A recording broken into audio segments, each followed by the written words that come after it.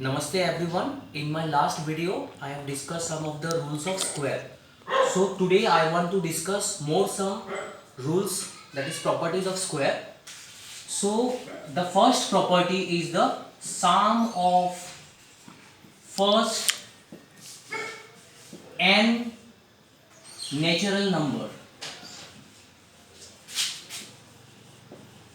So the formula is n into n plus 1 divided by 2.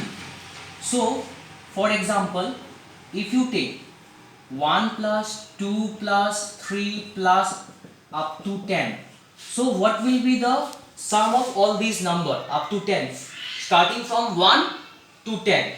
So what I have written the formula, n into n plus 1 divided by 2. So in place of n we have to take 10 because there are 10 natural number from 1 to 10.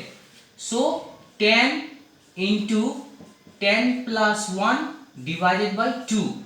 So 10 into, it is 10 plus 1 is 11 divided by 2. So 2 1 is 2, 2 5 is 10, 11 5 is 55. So from 1 to 10 the summation is 55.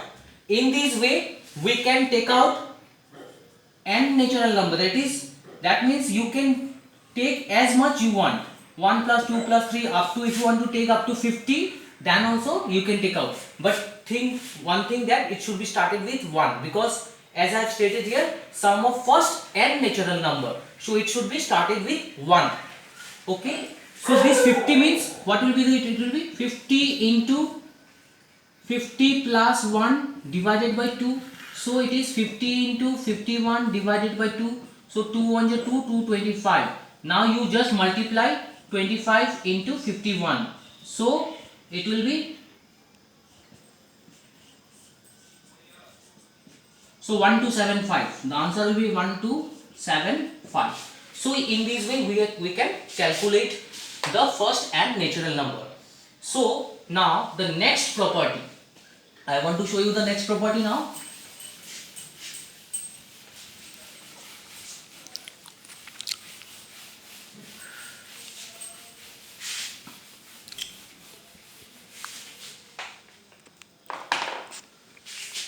The sum of first n odd numbers.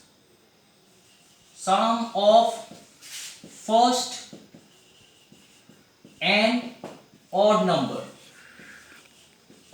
numbers. So suppose the answer will be, it will be n square. So if I take 1 plus 3 plus 5 plus 7, so how many number is there? 1 2 3 4. So you see the formula n square, here n is 4 because 4 numbers are there, 1 2 3 4. So the answer will be 4 square, that is 60. Now you can calculate just orally. You see 1 plus 3 it is 4, 4 plus 5 it is 9, 9 plus 7 it is 16. So the answer is 16. Again if I take like this, 1 plus 3 plus 5 plus 7 plus then 9 plus 11, what will be the answer? How many numbers is there? 1 2 3 4 5 6. 6 numbers is there, so 6 square. So 6 square is 36. So sum of first n odd numbers is given by n square. This is the second property. Now two more properties we will discuss today.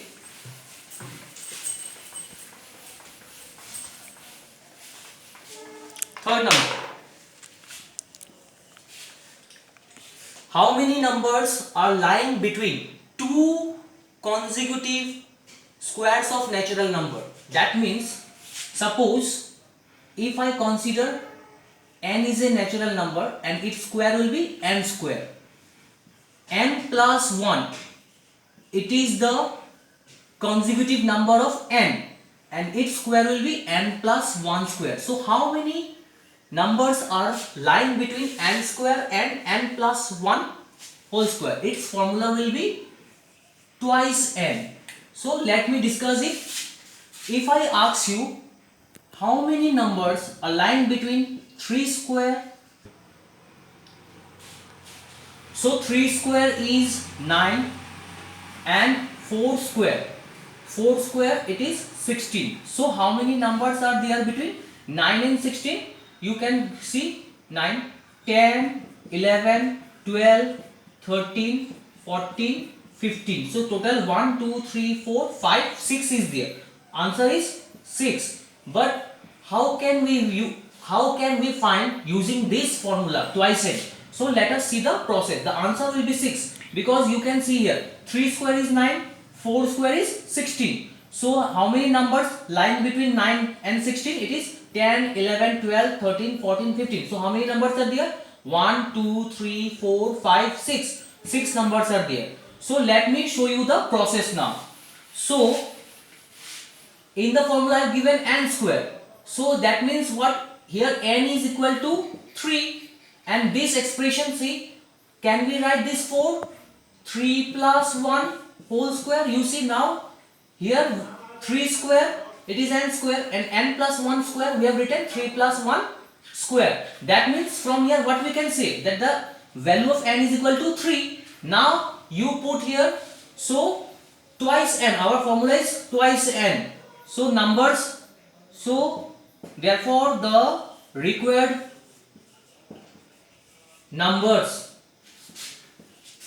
equal to, therefore the required number is equal to twice n, that is 2 into 3 because the value of n is 3. So 2 3 is 6. So directly we can calculate this value. How many numbers are there if the condition is the number should be consecutive, that is 3 4, 4 5, if you take 11 then 11 12. So this is the formula, that the number should be consecutive and the square of them, that is n square and n plus 1 square. Then only we can apply this formula. Now one more case we can take, if the numbers are not consecutive, then what we will do? So let me show you that process also. Suppose if I take two numbers, one is 3, another is 5. So in between this square, how many numbers are there? So that method the method which I have discussed now, twice n, this will not be applicable for this because 3 and 5 is not consecutive number. Now what we will do? What is 3 square? 3 square is 9. What is 5 square? 5 square is 25. Now you just find out the difference. 25 minus 9. Do subtraction. It is 16. Now again you subtract 16 from 16 minus 1. You subtract 1 from 16. It will be 15. So the answer is 15. Now you will ask me how this 15 has come. So between 9 and 25 you write down the number. So after 9 what will you write? 10, 11, 12, 13, 14, 15, 16, 17, 18, 19, 20, 21, 22, 23, 24. So now you count the numbers 1, 2, 3, 4, 5, 6, 7, 8, 9, 10, 11, 12, 13, 14, 15. See, there are 15 numbers. So our calculation has come 15. You will ask me why we have deducted minus 1. Because we are ignoring the first and this last number. So that's why we are subtracting minus 1. Is it clear? So this is the property number 3. Now one more property I want to discuss, that is the Pythagorean property. Let me first tell you what is this property is about. So now I am talking about Pythagorean triplet. Now what is this Pythagorean triplet? Let us take 3 natural number. Okay, 3, 4 and 5. So Pythagorean triplet says that if the sum of the square of 2 natural number is equal to the square of the third number, then it is said to be Pythagorean triplet. For example, 3 square it is 9, 4 square it is 16. So now 3 square plus 4 square, it is 9 plus 16, that is 25. Now 5 square, what is 5 square? 5 square is 25. So from this what we can say, that therefore 3 square plus 4 square is equal to 5 square. So if this is the case, 3 square plus 4 square equal to 5 square, you can say that from 3 square plus 4 square we have got 25 and 5 square also 25.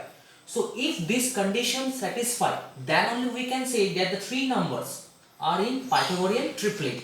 That is 3, 4 and 5 are the Pythagorean triplet numbers. Now there is a formula to find out the Pythagorean triplets. Okay, the formula is like this. It is twice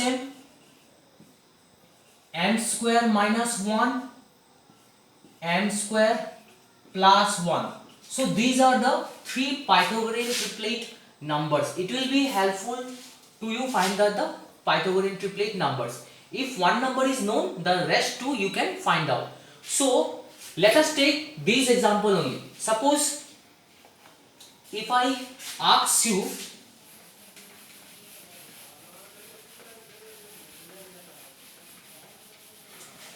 four is one number, Pythagorean number, find out the rest two. So how can we use these formulas to find the other two Pythagorean triplet number? Now you see, one calculation is there. If I take m square minus 1 equal to 4, m square minus 1 equal to 4, what will happen? M square is equal to 4 and this minus 1, if it will go, it will be 1. So it will become m square equal to 4 plus 1, it is 5, and m is equal to root 5. So from here we can't derive any conclusion, because root 5 we cannot, 5 is a prime number and square root of 5 we will not get the answer. So from these three you have to take that Pythagorean which we can solve and find the value of m. If once we can find the value of m, then the other Pythagorean number we can take out easily. So since 4 is an even number, so let us take twice m, because we know twice m, it is always an even number, because 2 is multiplied with a variable, and this, since 2 is multiplied, this Pythagorean is always a even number. So let us take twice m equal to 4. Now what will be the value of m? M is equal to 4 and this 2 will go here, it will come here. Since it is multiplied here and we know if it changes its sides, it will become divide. So it will become 2. Therefore m is equal to 2. Since we have got the value of m, now the rest two Pythagorean we can find out easily. So m square minus 1. So it will be, in place of m we will write 2 square, then minus 1. So 2 square is 4 minus 1, it is 3. And the last one, m square plus 1. So in place of m again you write 2 square plus 1. So 2 square is 4 plus 1. So it is 5. So what are the numbers? Therefore the required numbers